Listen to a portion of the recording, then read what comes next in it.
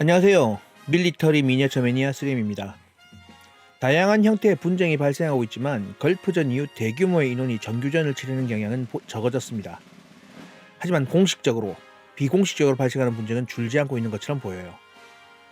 여기서 항공지원은 다수의 정규군 병력이 섞여 싸우고 있는 상황에서도 중요하지만 수적 열세인 아군의 병력이 다수의 적군과 상대한 경우 그 중요성이 더 높죠. 아마 이런 시나리오가 바로 한국군과 북한군의 전투 시나리오가 되지 않을까 하는 추측을 하게 됩니다. 수는 적고 비싼 무기는 잔뜩 가진 한국군이라면 이런 시나리오가 충분히 가능하겠죠. 문제는 항공 전력이 육상 병력의 전술적인 전투상에서는 그리 유용하지 못할 수 있는 경우가 있다는 데 있습니다. 적의 보급 수송 차량을 공격한다거나 적의 군수 공장 또는 후방의 미사일 기지를 공격하는 데는 고속의 스텔스 전투기가 제대로 그 임무를 다할 수 있어요. 보통 이런 전투기들이 최고 속도는 음속을 간단하게 넘고 순항 속도 역시 슈퍼크루저라는 기능을 통해 애프터버너를 사용하지 않고도 음속을 넘는 비행기가 어렵지 않으니 성남이나 후방 기지에 있는 기체들이 적 전술 전략 목표를 타격하는 것은 크게 시간의 차이가 나지 않을 것이라는 건 누구나 예상할 수 있는 상황입니다. 하지만 그 빠르다는 속력이 오히려 문제가 될 수도 있죠. 적 후방 10km 이상의 거리에 있는 적의 전술 목표를 획득하고 공격하기는 어렵지 않으나 길어봐야 1, 2km 떨어진 지상군 전투에서 적군과 아군을 구별하기는 쉽지 않습니다. 특히 초속 340m인 음속을 가볍게 넘는 전투기 파일럿이 정확한 의사결정으로 아군을 지원하기는 더더욱 어렵죠. 그래서 미군의 가장 위협적인 항공 전력은 적 항공 전력이 아닌 아군의 항공 전력의 오폭이니까요. 실제로 미군 병사들은 고고도에서 강력한 화력을 제공하는 항공 전력에 대한 도움도 많이 받지만 장시간 전장의 상공에 머물면서 정확하게 적을 타격하는 헬기 전력을 더 선호한다는 이야기도 있으니까요.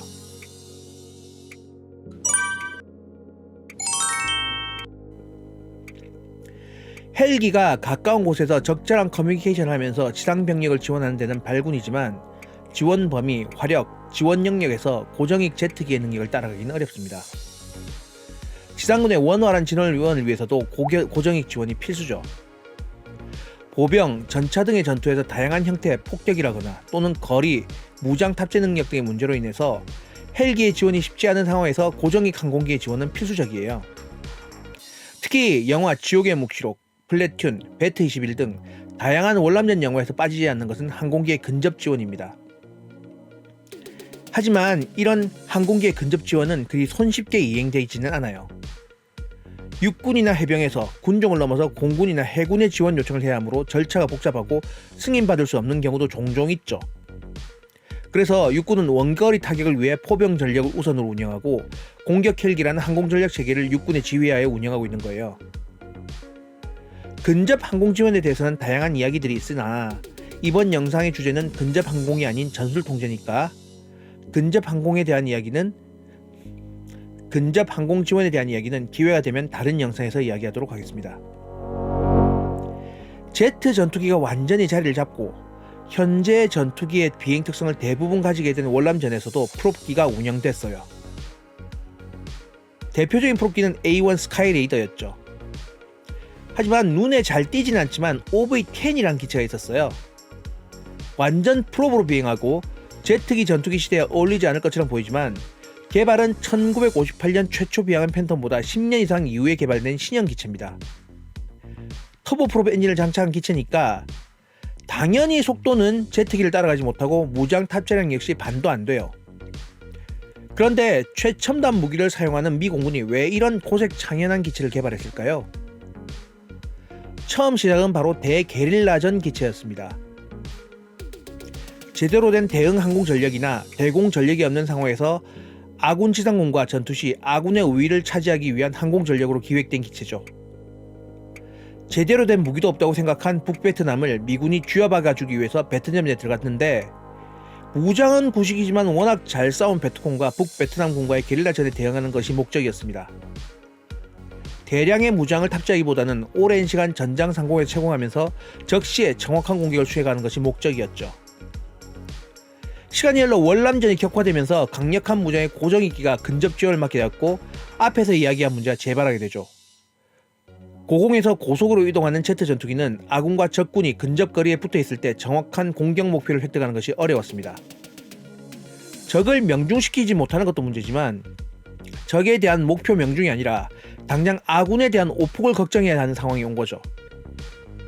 목표만 정확하다면 고폭탄 또는 네이팜탄으로 적을 완벽하게 무력화시킬 수 있겠지만 적을 정확하게 찍어내는 것이 더 어려운 상황이 된 겁니다.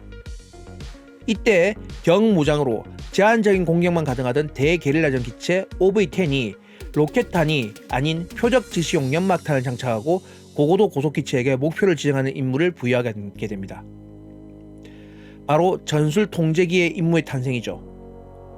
이렇게 되니 저고도에서 오래 채공하면서 지상병력과 무전을 통해 통신하면서 원활한 의사소통을 하고 고고도의 무장기체들에게 어설프게 여기저기 찍어대는 것이 아니라 정확하게 보이도록 연막을 찍어주는 기체는 폭격의 정확성을 높이는 데 큰 역할을 했습니다. 이렇게 탄생한 OV-10은 레이저 무기가 실용화된 걸프전까지도 사용됐어요. 당연히 표적 지시용 연막기 외에 공격로 로켓, 레이저 유도 폭탄, 헬파이어, 심지어 사이드와인더까지 장착할 수 있는 다양한 능력을 가지고 있긴 합니다. 필요시 어느 정도의 공격 능력을 가지면서 강력한 화력을 지닌 아군 항공전력을 유도하는 기체는 아군에게 안전하고 적에게는 치명적인 폭격을 위해서는 필수적이죠. 현재는 보병도 레이저 지기를 휴대한 상황이라 그 효용이 떨어지지 않을까 하는 생각도 있지만 OV-10이 사용되던 걸프전에서 20년 이상 지나고 레이저 유도, 스마트 폭탄이 완전히 실용화된 아프가니스탄전에서도 미군의 오폭이 적지 않아 문제가 됐고 OV-10 이후로 후계기로 A-10L 개량한 OV-10으로 명명해서 투입하고 있는 것을 보면 아무리 디지털한 전장에서라도 유관 확인을 통한 목표 획득은 중요한 요소임을 확인할 수 있습니다. 한국군 역시 당연히 전술 통제기를 운영하고 있고요. 다음 영상에서는 한국군의 현역 전술 통제기 KA-1에 대해서 알아보도록 하겠습니다.